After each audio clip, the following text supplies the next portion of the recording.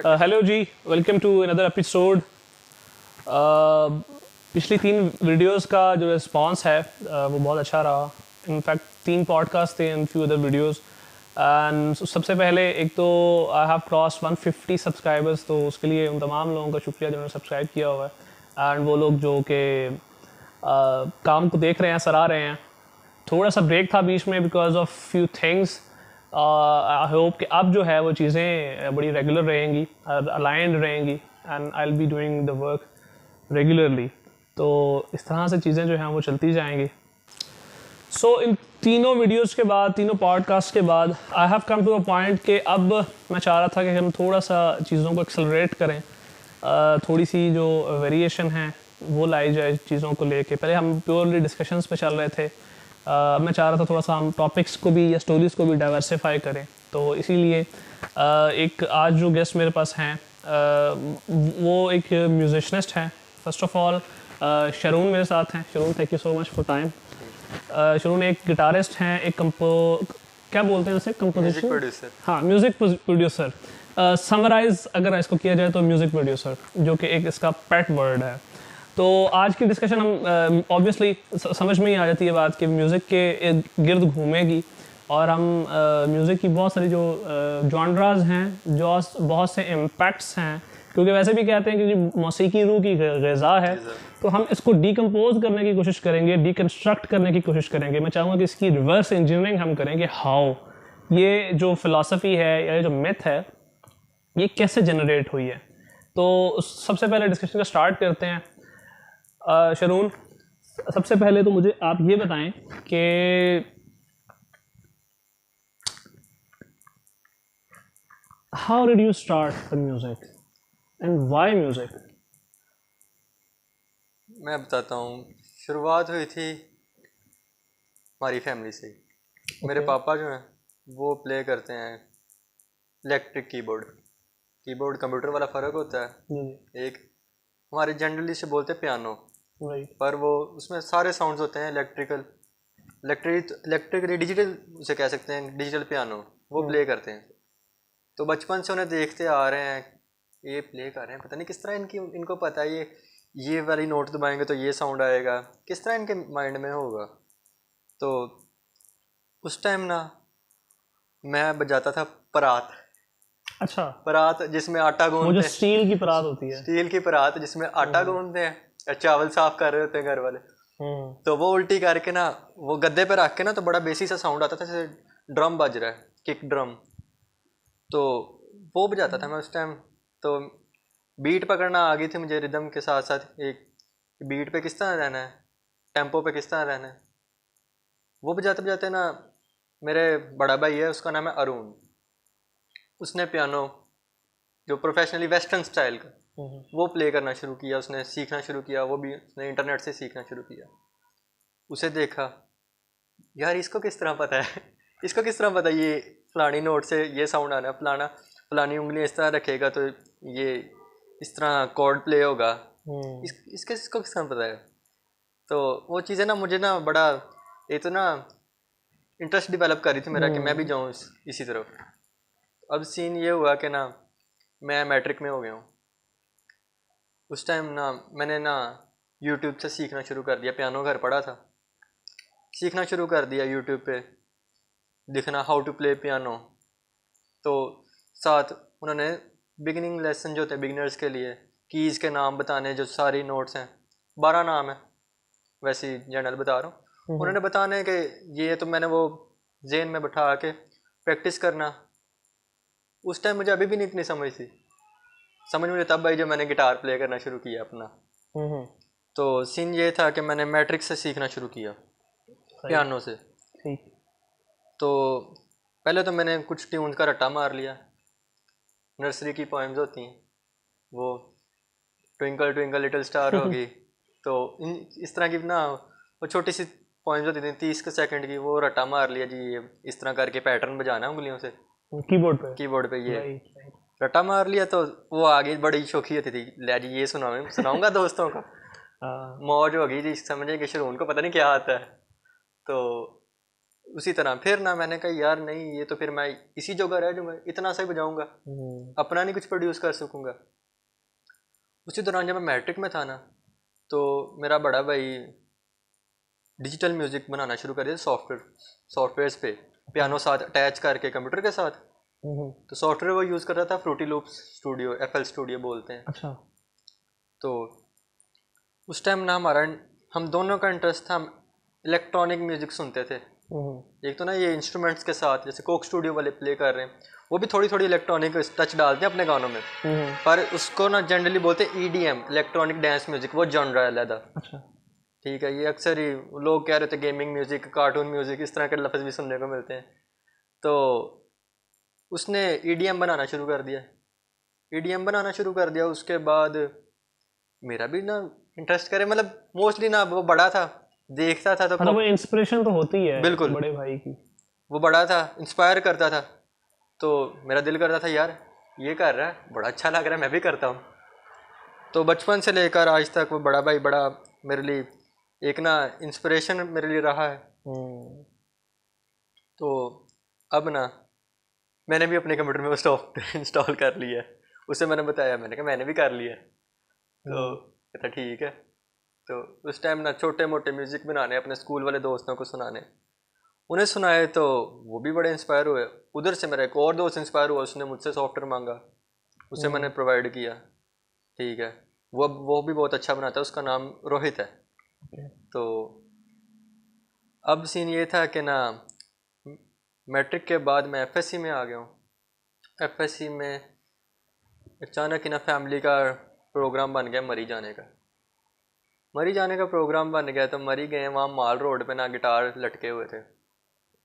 तो मेरा बड़ा ना एकदम कीड़ा उठा, लेना है जी। मामा को ना मैं कह रहा हूँ मामा मुझे ले के दो। मामा ने पापा से बात की है, तो कहना बेटा कह रहा है इसे ले के दो। तो पापा को थोड़ी नो हाउ थी कि इंस्ट्रूमेंट जो इस तरह होते ना, ये किसी काम के नहीं होते।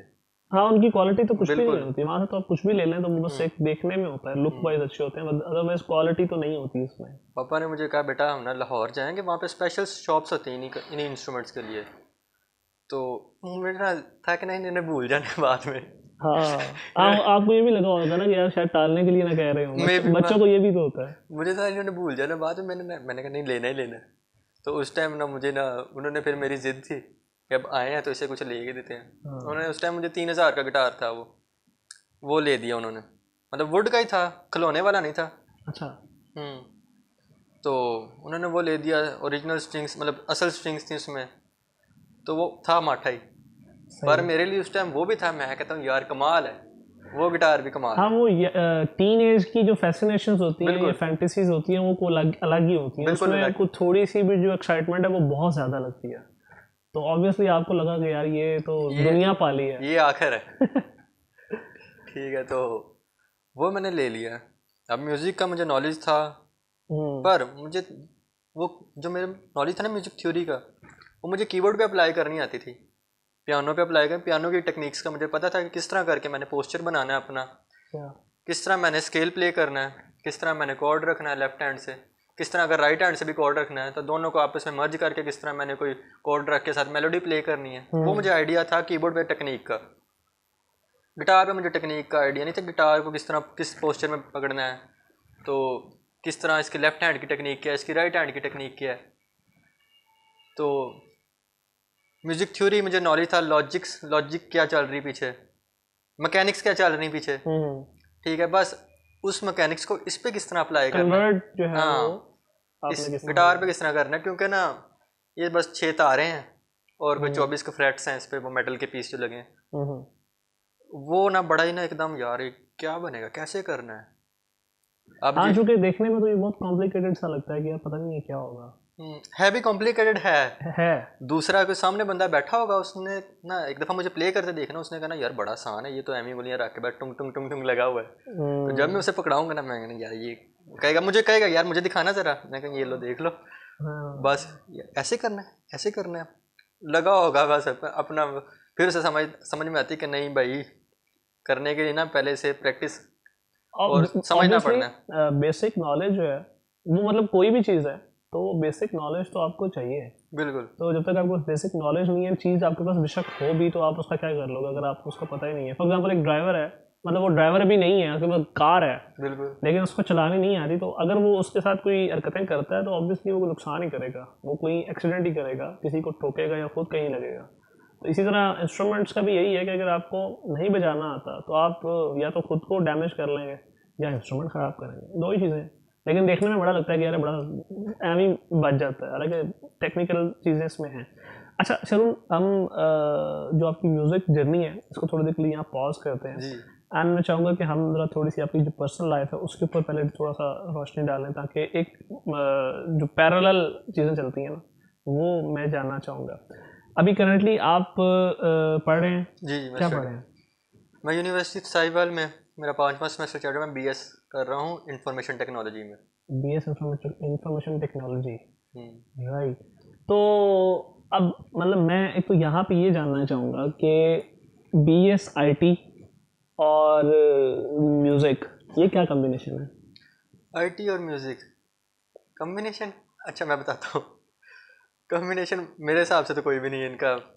कि मेरे पापा कहते थे बेटा आपने ना पढ़ना है और आपके पास डिग्री होनी चाहिए, लाजमी होनी चाहिए, ठीक है। तो डिग्री होगी ना आपके पास, आपकी एक रिस्पेक्ट होगी, ठीक है। अपीयरेंस, मैं वैसे थोड़ी बात थोड़ी कॉन्टेक्स्ट से हट के कर रहा हूँ। बंदे की अपीयरेंस बहुत मैटर करती है, ठीक है। वो नॉलेज की अपीयरेंस हो या फिजिकल कपड़ों की अपीयरेंस हो, बहुत मैटर करती है।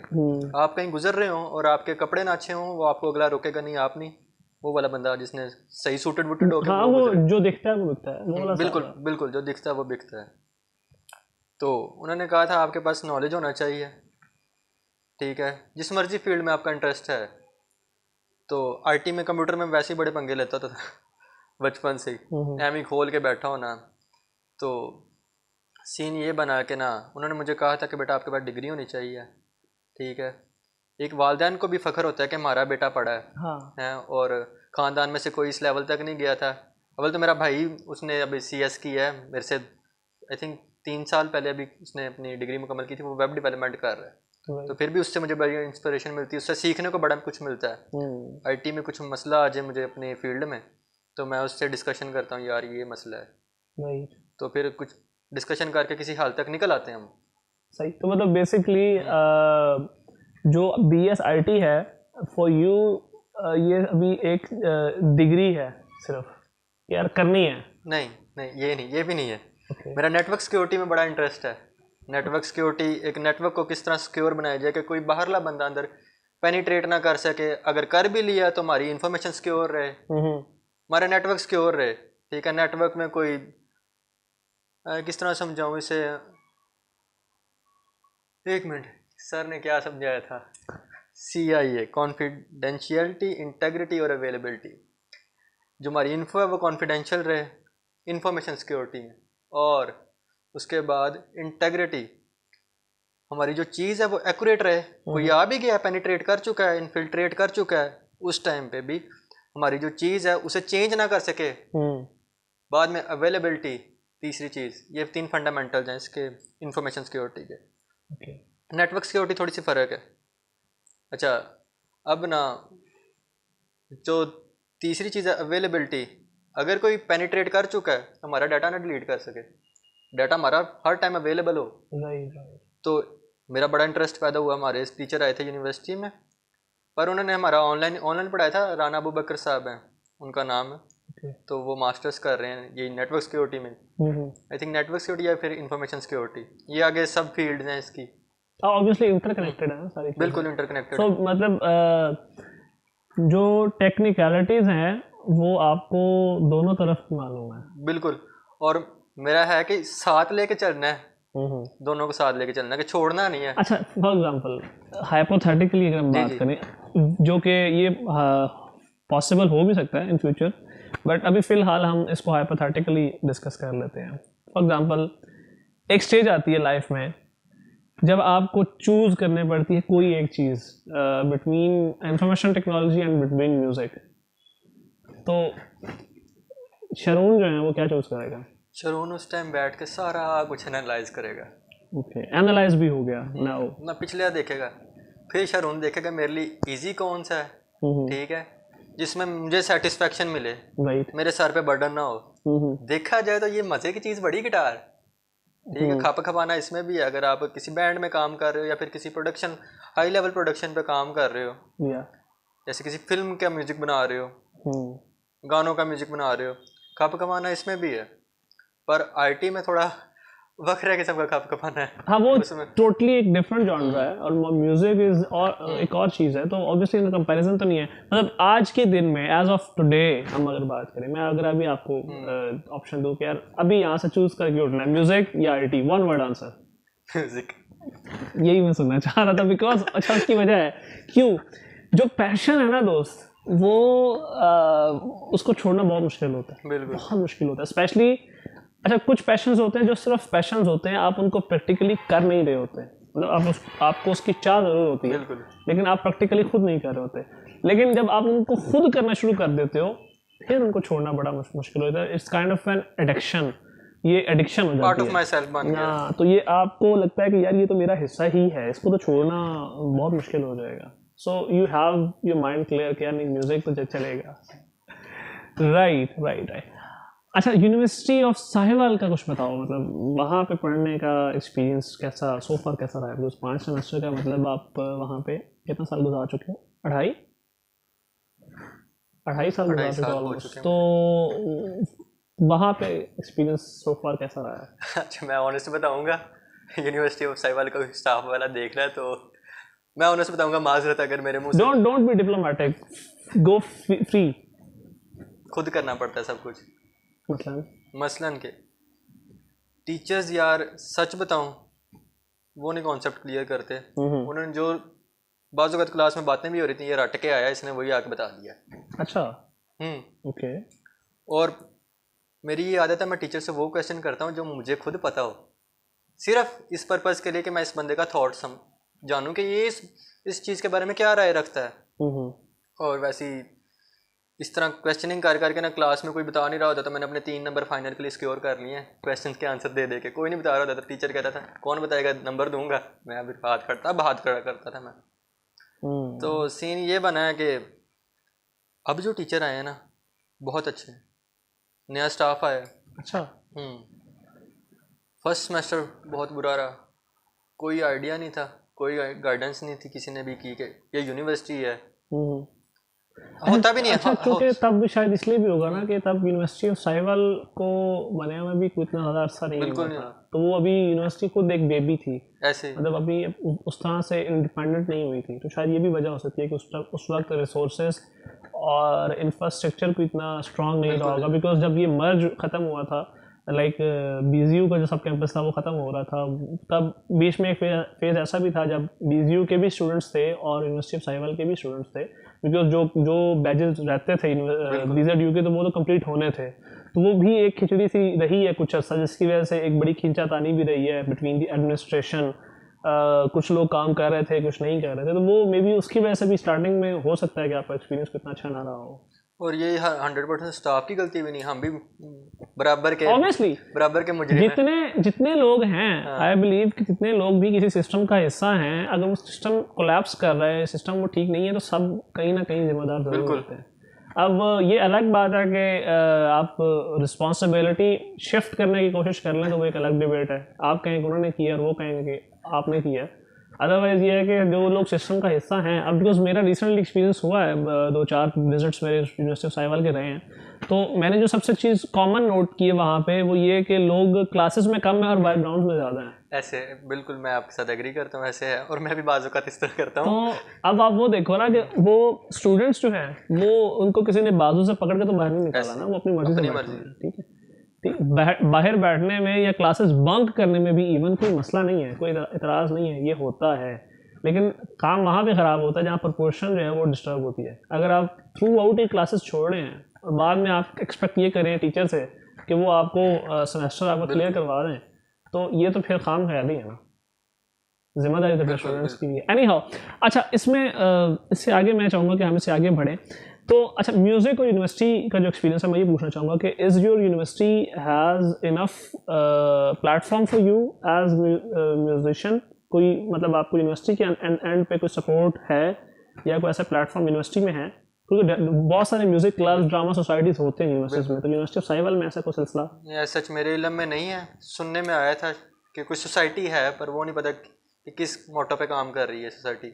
अच्छा, क्या है, कौन सी सोसाइटी है, क्या नाम है, सुनने में आया था, पर कोई प्लेटफॉर्म मेरे लिए नहीं, सॉरी, म्यूजिशियंस के लिए म्यूजिक से रिलेटेड कोई प्लेटफॉर्म नज़र नहीं आया। हाँ, मेरे टीचर्स हैं, वो पसंद करते हैं मुझे सुनना, तो सही। एक टीचर हैं, वो मुझे कहते हैं मुझे अपना स्टूडेंट बना लो। अच्छा, तो बहुत प्यार करते हैं और इनकरेज भी करते हैं कि मुझे कहते हैं तुमने CSS करना है, नाइस। ठीक है, मुझे कहते हैं तुमने लाजमी करना है, मेरी तुमसे उम्मीदें हैं। तो प्यार करते हैं। सर हरून महमूद उनका नाम है। Right right. तो वो अच्छा लगता है जब वो इस तरह मतलब कि समझते हैं कि ये बच्चा कर सकता है। हाँ, लेकिन वो तो इंडिविजुअल लेवल पे है ना। मतलब मेरा क्वेश्चन करने का मकसद ये है कि यूनिवर्सिटीज़ जो हैं वो मोस्टली नर्सरी होती हैं किसी भी टैलेंट को अपलिफ्ट करने में, किसी भी टैलेंट को ग्रूम करने में, चीज़ों को हौसला अफजाई करने में, अप्रिशिएट करने में यूनिवर्सिटीज़ का, कॉलेजेस का, स्कूल्स का बहुत इम्पॉर्टेंट रोल है। बिल्कुल। तो मतलब अगर यूनिवर्सिटीज़ में इस तरह की नर्सरीज नहीं हैं तो it's really a sad thing कि अगर स्टूडेंट्स जो हैं उनको क्रिएटिव एक्टिविटीज़ करने के लिए प्लेटफॉर्म नहीं दिया जा रहा, तो ऑब्वियसली फिर आप उनसे ये एक्सपेक्ट करेंगे कि वो ज़्यादा से ज़्यादा ग्राउंड में बैठ के टाइम ज़ाया करेंगे ऐसे। या आजकल चूँकि हमारे यहाँ जवानों का खून बहुत ज़्यादा एक्स्ट्राऑर्डिनरी गर्म है, तो वो लड़ाइयाँ, झगड़े, फड्डेबाजी, बिल्कुल, ये बहुत नज़र आता है। तो ये भी एक वजह है ना, अगर उनको एंगेज कर लिया जाए किसी और एक्टिविटी में, प्रोडक्टिव एक्टिविटी में, और उसके ऊपर यूनिवर्सिटी का चेक एंड बैलेंस है, तो मेरा नहीं ख्याल कि बहुत ज़्यादा लोग जो हैं वो फिर दूसरी एक्टिविटीज़ में इन्वॉल्व होंगे। इक्का दुक्का होते हैं, वो हर जगह होते हैं, 100% नहीं हो सकता कहीं का भी रिजल्ट, बट एक मेजॉरिटी जो है आप उसको भी एंगेज कर ही सकते हैं ना। अगर यूनिवर्सिटी एक प्लेटफॉर्म देती है तो फिर आप किस तरह से मैनेज कर रहे हो, किस तरह से डील कर रहे हो? अगर आपकी यूनिवर्सिटी या आपका इंस्टीट्यूट जो है वो आपको इतना सपोर्टिव नहीं है, तो हाउ डू यू मैनेज? मैं बताता हूँ। यूनिवर्सिटी की तरफ से तो मुझे नहीं लगता कि जब तक मेरी डिग्री कंप्लीट होगी कि मुझे कोई वहाँ से कोई प्लेटफॉर्म मिलेगा कि आप यहाँ परफॉर्म करें, एक्सपोज करें अपने आप को कि आप क्या करते हैं। मुझे उम्मीद नहीं है अभी यहाँ तक, पर इन फ्यूचर अगर होता है तो बहुत बड़ी बात है कि म्यूजिशियन इंस्पायर होंगे, आएंगे यहाँ पे। पर मैं भी कॉन्सर्ट्स प्ले करके आया हूँ, साहिवाल कॉन्सर्ट्स। अच्छा, मतलब उसके बारे में ज़रा बताएंगे, वो क्या एक्सपीरियंस रहा है? अच्छा एक्सपीरियंस है। वहाँ CMC सोसाइटी थी उनकी, कॉन्सर्ट्स म्यूज़िक क्लब की। ओके। उनमें से 2 लोगों ने मुझे अप्रोच किया है कि हमारा स्पोर्ट्स वीक है, स्पोर्ट्स वीक पे सिंगिंग कंपटीशन है, तो आपने आके हमारी तैयारी करवानी है। अच्छा। तो वो बहुत रिस्पेक्टफुल लोग थे। वहाँ पे मैं जाता था तो वो एक दफ़ा खामोश हो जाते थे। तो ये तो वहाँ पे आपको उन्होंने जो इनवाइट किया था कि सिखाने के लिए, प्रैक्टिस करवाने या प्ले करने के लिए? प्रैक्टिस करवा के हमारे साथ प्ले करना है, परफॉर्मेंस के लिए। तो अब सीन ये था वहाँ पे कि मैं गया था सिर्फ 2-3 लोगों के साथ जिन्होंने परफॉर्म करना था मेरे साथ। उनकी मैंने प्रैक्टिस करवाई, उनके साथ प्ले किया। अब मैं स्टेज से नीचे उतर रहा हूँ तो उनके जो बाकी कंटेस्टेंट थे वो आके हमारे साथ प्ले करने वाला कोई नहीं, आप करेंगे। नाइस। तो मैंने कहा आप जाके शुरू कर दो। हाँ, मुझे 2-3 सेकंड लगने थे उनकी की पकड़ने में, सुर जो जिस सुर पे हैं। बाकी ट्रोलर्स हर जगह बैठे हैं। जब मैं थोड़ा सा टाइम लगता था ना उनकी की पकड़ने में, उनका सुर पकड़ने में, तो नीचे वाले बैठे आपका गिटारिस्ट स्लो है। अच्छा। तो उनके वहाँ मैंने गिटारिस्ट, मैं अब क्या नहीं रहा, गिटारिस्ट देखे थे, पर वो बंदा किसी और सुर पे गा रहा है और उनके गिटारिस्ट जो सुर रटा हुआ उन्होंने उसी पे बजाई जा रहे हैं। अच्छा। तो मुझे ये बात उनकी बुरी लगी थी कि नीचे बैठ के तो कोई भी बात कर सकता है, आप ज़रा ऊपर आके परफॉर्म करके दिखाएं। बाकी वहाँ पे मुझे मौका मिला। उसके बाद 2-3 जगह रेस्टोरेंट में परफॉर्म किया, वो भी किसी दोस्त की बर्थडे पे, उसके लिए परफॉर्म किया। साहिवाल में? साहिवाल में, लाहौर में भी परफॉर्म किया था। ठीक है। अच्छा, हाँ, अब हम इस तरफ चलते हैं। सबसे पहले तो आप मुझे ये बताओ कि मतलब आप सो फार कहाँ कहाँ परफॉर्म कर चुके हो? सो फार मैं लाहौर तक परफॉर्म कर चुका हूँ। ओके। वहाँ पे सीन था कि कोई कमर्शियल प्रोग्राम नहीं था, रिलीजियस प्रोग्राम ही था। अच्छा। तो वहाँ पे मैंने परफॉर्म किया था कि अब गिटारिस्ट 3 थे, इधर एक गिटारिस्ट मेरे बैठा था, एक सामने फीमेल गिटारिस्ट बैठी थी। राइट। तो या तो हम पिछले एक हफ्ते से आपस में बैठ के जैमिंग कर रहे हैं, हमें पता है कि कौन से कॉर्ड लगाने हैं, उस टाइम पे इसने क्या पीस प्ले करना है, इसने क्या करना है और मैंने क्या करना है। मैं उनके पीछे से हाथ देख रहा हूँ, अंगूठे वाली साइड मैं देख रहा हूँ, अच्छा इसने इस पोजीशन पे इसने यही कॉर्ड प्ले किया ना। मैं थोड़ा सा अपना वॉल्यूम डाउन करके ना सुनता था, अच्छा ये है मुझे, फिर मैं उसका हाथ देखता था, अच्छा वो भी यही प्ले कर रही है, ले अभी यही होना है, पैटर्न समझ आ गया है। तो साथ उन्होंने बाद में तारीफ़ की, आपने अच्छा प्ले किया। लाहौर में किस जगह? लाहौर में चर्च में, Bethania church. Okay okay, right right. Religious event था, तो इवेंट नहीं था, सॉरी, इबादत थी। ओके, प्रेयर में। प्रेयर थी। राइट। मेरे अंकल थे, उनकी शुक्रगुजारी की इबादत थी। ओके। मेमोरियल सर्विस तो नहीं थी, पर उनकी डेथ थी, डेथ हो गई थी। तो उसके बाद उन्होंने 30-40 डेज़ के बाद उनकी एक प्रेयर रखी थी, उस पर उन्होंने मुझे बुलाया था कि आप आएँ। Okay okay. एंड अच्छा, कमर्शियल इवेंट्स या आप इस तरह से कह लोगे जहाँ पे स्टेज परफॉर्मेंस की स्टेज बात करें, परफॉर्मेंसेस स्टेज परफॉर्मेंसेस कितनी की हैं आपने अब तक? अभी तक मेरा ये दिसंबर में शुरू हुआ है स्टेज परफॉर्मेंसेस का सीन, कॉन्सर्ट्स में। ओके। उधर 3 दिन परफॉर्मेंस की है मैंने, और कम से कम 8-9 लोगों के साथ की है। मैं अभी उतर के आता था, वो अगला बंदा, यार हमारे साथ भी करो। अच्छा। तो वहाँ से अवार्ड भी लेके आए हैं अपना गेस्ट गिटारिस्ट का, एज अ गेस्ट गया था क्योंकि आउटसाइडर था। नाइस। तो उसके बाद अपना मिशन हॉस्पिटल है, यहाँ पे बॉनफायर हुआ था क्रिसमस से रिलेटेड, ओके। तो वहाँ पे परफॉर्म किया मैंने। उसके बाद इसी तरह वो जो कॉन्सर्ट्स वाले दो लड़के जो दोस्त थे मेरे, मुझे 2-3 जगह, मुझे उन जगह का नाम नहीं पता कहाँ लेके गए थे, पर वो मुझे लेके गए थे अपने साथ के परफॉर्म करने के लिए। ये इन्हीं दिनों में हुआ है मेरा ज़्यादा स्टेज परफॉर्मेंसेस। अच्छा, तो शरण ये बताओ कि जब आप परफॉर्म कर रहे होते हैं तो ऑब्वियसली जब क्राउड, लाइव क्राउड होता है, अच्छा अब क्राउड जो है उसका एक ख़ास किस्म का बिहेवियर होता है हर जगह पे, और हर जगह के क्राउड का बिहेवियर डिफरेंट होता है।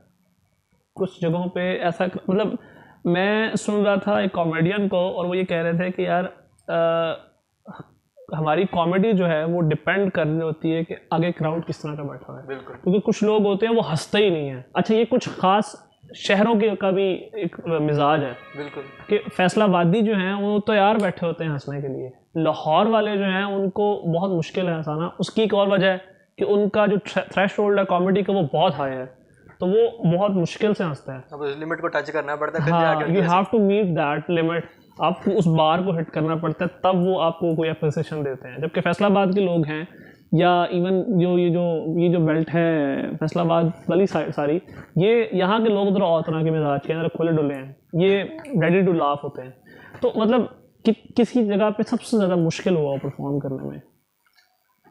हाँ जी, जहाँ बैठे होते ना लोग सुनने वाले, कवालियाँ सुनने वाले, मतलब मुझे खुद बहुत पसंद है, पर अब आप प्ले नहीं करते वो? मैं उस स्टाइल में प्ले नहीं करता। प्ले नहीं करते। अगर कोई मेरे साथ बैठे बंदा, वो मुझे सिखाए कि ये इस स्टाइल में गिटार इस तरह प्ले होती है, फिर उसको मैं सीख सकता हूँ। और 1-2 दफ़ा मैंने किया भी है। तो लेकिन वो आपकी फील्ड ऑफ एक्सपर्टीज नहीं है। तो वो लोग जब इंजॉय नहीं ना करते तो उनके शक्लों से पता लग जाता है कि ये लोग इस चीज़ को इंजॉय नहीं कर रहे। Do you really notice? मैं नोटिस कर लेता हूँ। आप नोटिस करते हो खुद? मैं नोटिस कर लेता हूँ कि ये लोग नहीं इंजॉय कर रहे। कंसंट्रेशन नहीं खराब होती? नहीं, अब एक कंसंट्रेशन है कि मेरी मसल मेमोरी बन चुकी है। ओके। तो and what is muscle memory? मैं एक्सप्लेन करता हूँ। इंसान के ना 2 तरह के माइंड की स्टेट होती है, सबकॉन्शियस और एक कॉन्शियस माइंड।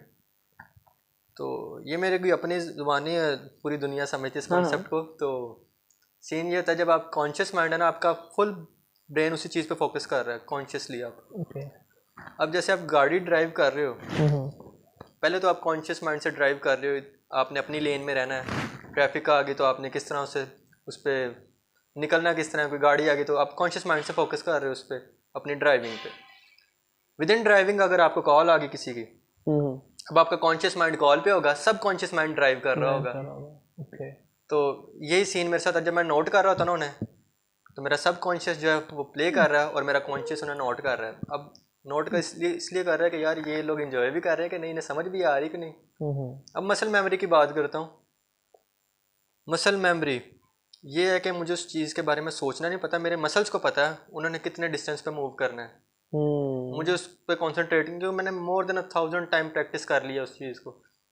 मेरे हाथ को पता है उसने, मैं बात भी कर रहा हूँ, साथ प्ले कर रहा हूँ। यानी मतलब आपको अब ज़्यादा स्ट्रिंग्स को देखने की जरूरत नहीं पड़ती, you can just play because वो फिंगर टिप्स पे रट गया। मतलब फॉर एग्जांपल इसकी एग्जांपल हम मतलब इस तरह से लेते हैं बिकॉज ये बहुत टेक्निकल चीज़ है, तो इसको हम जरा सिंप्लीफाई अगर करें तो हम जब चैट कर रहे होते हैं ओवर द फोन, तो अब मोस्टली ये होता है हम फोन तो देख ही नहीं रहे होते हैं, हमारा हाथ चल रहा होता है बिकॉज हमारे वो फिंगर्स जो है वो इस तरह सेट हो जाती हैं कि हमें पता है यार कौन सी की कहाँ पे है। इवन ऑन टच फोन भी हमें पता होता है कि यार तो कौन सी की कहाँ पे है। कीबोर्ड पे भी हम यही होता है कि बहुत कम देख रहे होते हैं कि कहाँ पे है, अदरवाइज हाथ इतना सेट हो जाता है कि बगैर देखे स्क्रीन पे चल रहे होते हैं। तो ये मतलब this is what we call muscle memory, जो मैंने पॉइंट गेट किया। बिल्कुल ऐसे ही है। ठीक है। अच्छा, जो मेरा क्वेश्चन था मेन कंसंट्रेशन वाला, वो मैंने इसलिए पूछा था, अच्छा कुछ आर्टिस्ट होते हैं, कुछ परफॉर्मर्स ऐसे होते हैं जो स्टेज पे भी जब परफॉर्म कर रहे होते हैं तो उनका जो एक स्टेट ऑफ माइंड होता है वो अपने लिए परफॉर्म कर रहे होते हैं। मतलब वो नहीं देखता है कि क्राउड है नहीं है, आर दे इंटरेस्टेड और नॉट, उनका ध्यान है या नहीं है, वो बस अपने लिए खुद एंजॉय कर रहे होते हैं।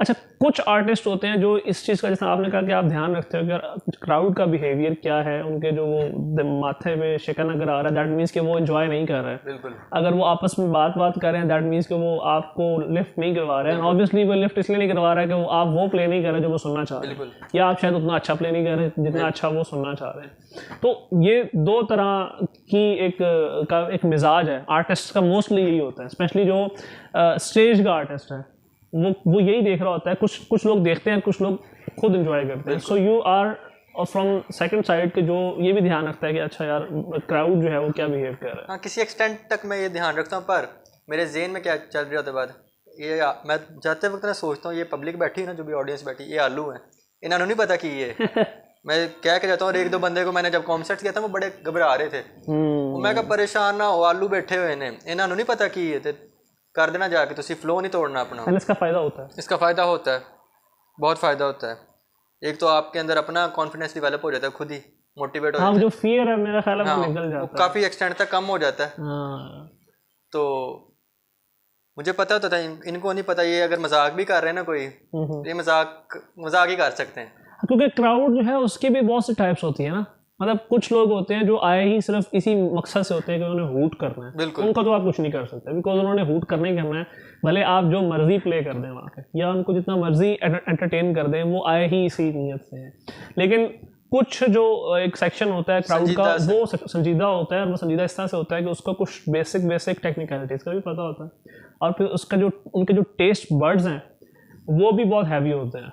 उनको हल्की फुल्की चीज़ जो है वो उनको नहीं भाती, उनको कोई हैवी चीज़ चाहिए होती है। तो मतलब ये भी एक ओवरऑल कम्बिनेशन क्राउड का बनता है। एंड ऑब्वियसली अगर आप प्ले कर रहे हो तो आप किसी ना किसी क्राउड के लिए ही प्ले कर रहे हो। फॉर एग्जाम्पल अगर आप रिकॉर्डेड भी कर रहे हो तो वो रिकॉर्डेड जब प्ले होगी कहीं पे तो वो किसी आप आवाम के लिए प्ले करो, जनरल पब्लिक ही सुनेगी, तो आपने खुद तो सिर्फ सुनना नहीं ना होता।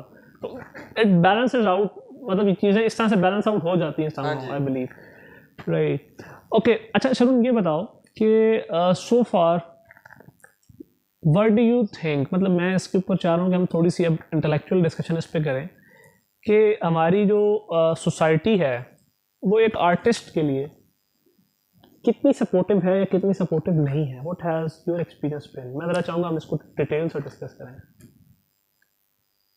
Pakistani society, Pakistan obviously Pakistani society में रह रहे हैं, पर्टिकुलर बिकॉज हम साइबल में रह रहे हैं, तो मैं साइबल के बारे से भी बात करूँगा।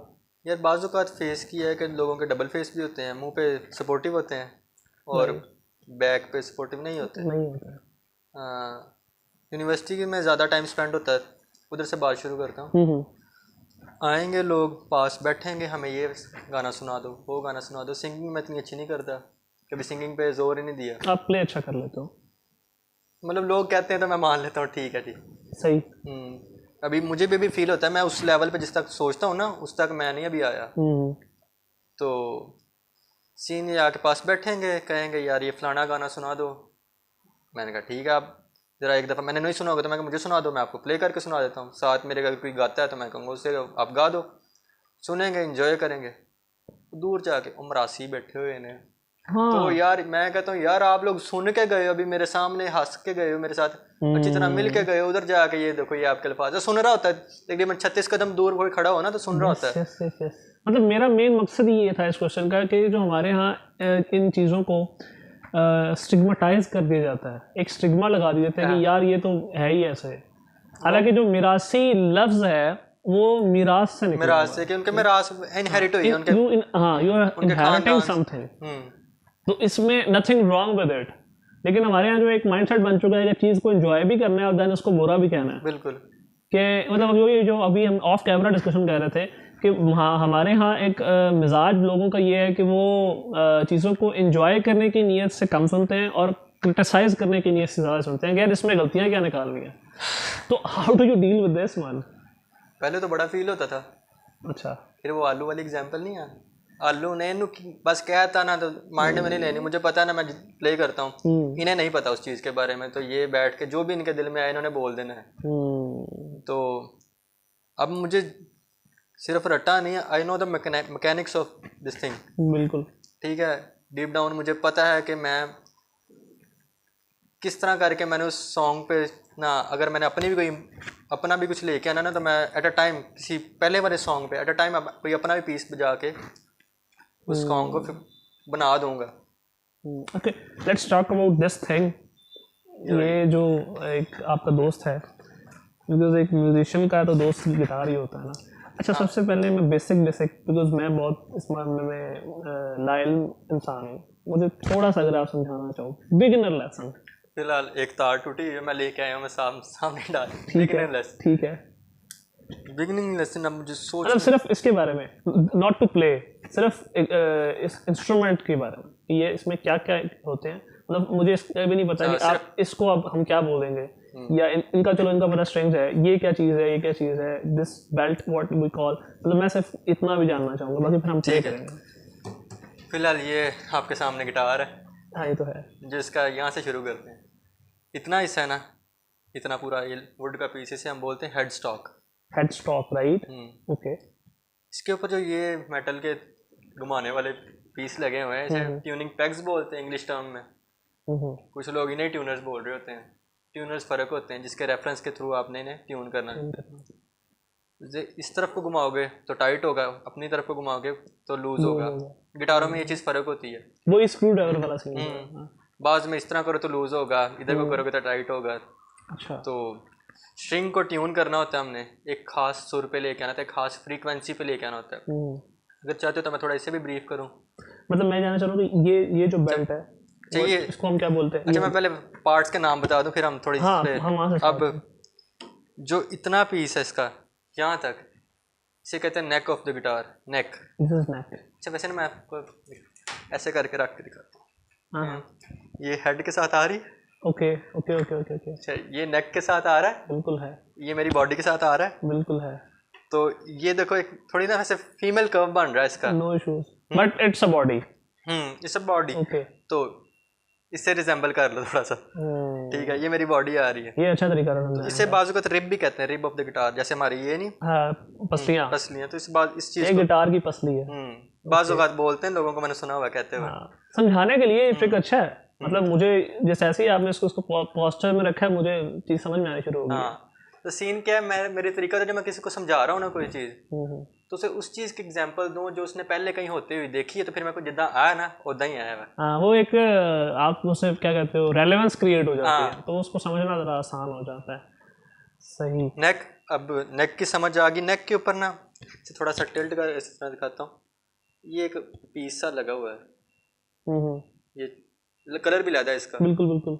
इसके ऊपर सामने से देखें तो इस पीस को हम बोलते हैं फ्रेट बोर्ड, कुछ लोग इसे फिंगर बोर्ड बोलते हैं, दोनों ठीक हैं, किसी को गलत नहीं कहते। Finger board, freight board. उसके बाद मेटल के पीस लगे हुए हैं इसके ऊपर, इन्हें बोलते हैं फ्रेट्स। Okay, frets. कुछ लोग इस पूरी स्पेस को फ्रेट बोलते हैं, गलत नहीं कहते, ठीक है। मैं दोनों चीज़ों का पता है, ठीक है। मैं कहता हूँ मेटल के पीस फ्रेट्स हैं। अब ना ये आ गई गिटार की बॉडी, जैसे मैंने अपनी एग्जांपल दी थी। And what is this?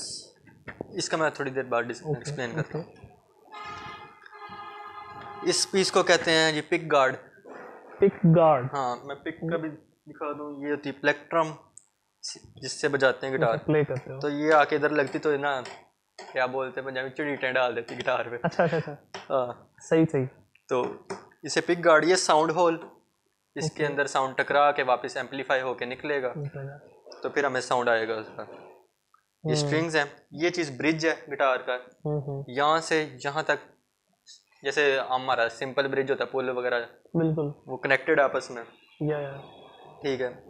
अब ये जो छोटा सा पीस है इसे नट कहते हैं, और आई थिंक मैंने सारी चीज़ें एक्सप्लेन कर दी है। बात करते हैं इसकी और ये पीछे से ये गिटार अकूस्टिक गिटार था। अकूस्टिक्स, जब आपके पास कुछ स्पेस है, स्पेस ये कैबिनेट जैसे, इसके अंदर एक एनवायरनमेंट सा उन्होंने बना दिया कि टकरा के आवाज़ वापस आएगी, एम्पलीफाई होके साउंड आएगा। तो एक मैनुअल तरीके से, कोई इलेक्ट्रॉनिक तरीका नहीं अंदर जाएगा, उन्होंने कोई ऐसा अंदर सिस्टम बना दिया है कि इधर इधर आवाज़ जाके टकराएगी। तो अंदर से लकड़ियाँ बड़े हिसाब से लगाई होती हैं, पूरा अंदर बनाया होता है उन्होंने। EQ मैं अब समझाऊंगा अगर कहीं डिस्कस हुई ना, तो कहाँ कहाँ आवाज़ टकराएगी और फिर कहाँ पे बेसी साउंड निकलेगा, कहाँ से टकराएगी तो थोड़ा छनकार वाला साउंड, ट्रेबल बोलते हैं, उस तरह का निकलेगा। तो सीन कुछ इस तरह का है। गिटार अकूस्टिक गिटार थी। ये चीज़ डालने का और ये चीज़ डालने का मकसद ये था कि इसको हम स्पीकरों के थ्रू स्पीकर के साथ अटैच कर दें, और इस चीज़ के थ्रू इसका साउंड स्पीकर में आए। ओके, सेमी अकूस्टिक बिहेवियर डाल दिया। सेमी का मतलब आधी गिटार ये इलेक्ट्रिक, आधी गिटार इसमें थोड़ा इलेक्ट्रिकल बिहेवियर है और आधी अकूस्टिक बिहेवियर। ओके, ठीक है। तो ये जो चीज़ है, इसके थ्रू मैं गिटार का वॉल्यूम स्पीकर में कितना जाए वो यहाँ पे करके इसका वो लगा मैकेनिज्म, जो इसे कहते हैं पिकअप बोलते हैं गिटार के टर्मिनोलॉजी में। ये पिकअप यहाँ पे जो ये वेव जो होगी वो आके इस ये पिकअप कैच करेगी उसको, फिर वो सिग्नल जाएगा स्पीकर के थ्रू, फिर वो जो सिग्नल में जो वेव का पैटर्न होगा, फिर उस पैटर्न से वो स्पीकर को हिलाएगा। मैं जनरल सिंपल अल्फाज में बता रहा हूँ। वो पिकअप ने इस वेव को कैप्चर करना है, देखे कि क्या फ्रीक्वेंसी वगैरह, वो अंदर का काम है सारा। फिर वो वेव का एक पैटर्न जो इसका बन रहा है, वो सिग्नल तार के थ्रू जाके वो स्पीकर की मूवमेंट करवाएगा। वो स्पीकर आगे से एयर की मूवमेंट करवाएगा, एयर के पार्टिकल जैसे श्रिंक और एक्सपैंड होके वो जाके हमारी ईयर ड्रम को मूव कराएंगे, फिर हमें साउंड की परसेप्शन होगी। ये सीन वेरी इंफॉर्मेटिव शो। तो इसी तरह ये साथ ये EQ इक्वलाइजर, इससे मैं फ्रीक्वेंसी स्पेक्ट्रम हमारे पास होगा, कभी डिस्कशन होगी तो मैं विजुअली भी दिखाऊंगा ये क्या होता है। इसके थ्रू छनकार, सिंपल जबान में छनकार, मिड रेंज जो मैं बोल रहा हूँ अभी, और थोड़ी बेस अभी जा नहीं रही आवाज़ पर, ये उस चीज़ को सेट करेंगे। गिटार की टेम्बर कुछ लोग बोलते हैं, कुछ लोग टिम्बर बोलते हैं। थोड़ा सा ना इसका साउंड का स्ट्रक्चर मैं चेंज कर सकता हूँ फ्रीक्वेंसी के हिसाब से, कॉन्टेक्स्ट में। तो आई थिंक आपको समझ लग गया होगा। बेसिक चीज़, बिकॉज वही मैं कह रहा था, काफ़ी इंफॉर्मेटिव चीज़ है, बिकॉज बेसिक जो चीज़ें हैं वो समझ में आ जाती हैं। अभी क्वेश्चन पुट करने का मकसद ये था कि एक चीज़ जो है उसके बारे में अगर आपको बेसिक नॉलेज होता है तब ही आगे आप किसी को देख के जज भी कर सकते हो ये सही भी कर रहे हैं कि नहीं। मतलब जरूरी नहीं है कि आपने जज ही करना है, बट ये है कि आपको कम से कम एक पता तो चल जाता है ना इस चीज़ के बारे में कि यार जो लोग देख रहे हैं, कुछ ऐसे लोग जो कि बिल्कुल शायद ना मेरी तरह जानते हो गिटार के बारे में कुछ भी, आप किसी को बता भी सकते हो कि यार गिटार लेनी तो ये चीज़ देख लेना बीच में। हाँ, ये भी चीज़ है। इस पे अभी आप मुझे क्या प्ले करके सुनाओगे इस टाइम?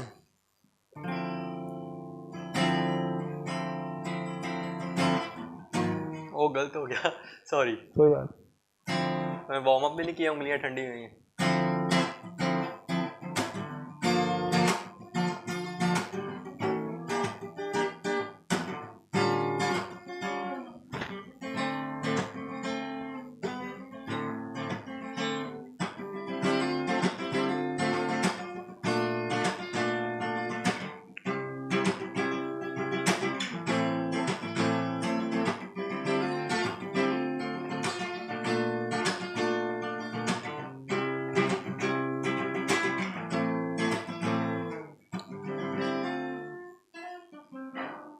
उंगलियां ठंडी हुई हैं, साथ डी ट्यून भी मुझे लग रही है रास्ते में लाते वक्त होगी।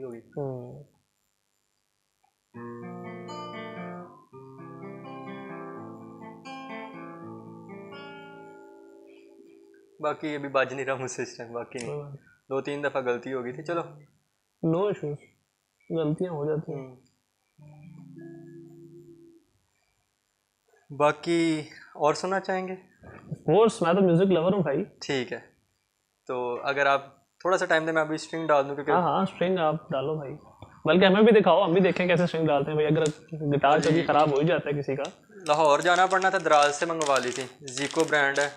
हाँ हाँ, तो मैं मेरे ख्याल से 600 रुपये में मुझे मिल गई थी ये, डिलीवरी फी मिला के। सही सही सही। अच्छा, इन स्ट्रिंग्स के भी नाम होते हैं? अच्छा, स्ट्रिंग के नाम होते हैं उनके गेजेस के लिहाज से। मसलन जिस मसलन कि जैसे हम सारे गामा पा नहीं करते इंग्लिश में, उर्दू में सॉरी, सारे गामा पा दा नी सा, तो उसी तरह सीन ये है कि जब वेस्ट वाले लोग थे ना, तो वो अपने तरीके से बोलते थे ABCDEFG। ओके, एक और तरह से बोलते थे वो दो रे मी पा सो लाती दो, सारे गामा पा, सारे गामा पा दा नी सा। तो ये 8 सुर बनते हैं टोटल, पर जो एंड वाला सा और पहले वाला सा है वो सेम है। उसको आप सिंगल कंसिडर करते हैं? वो सिंगल है, पर जो पहले वाला सा है और एंड वाला सा है, इनमें फ़र्क सिर्फ ये है, तो सेम फ़र्क इतना सा कि इसकी फ्रीक्वेंसी उस जो है और उसकी फ्रीक्वेंसी उसकी डबल है।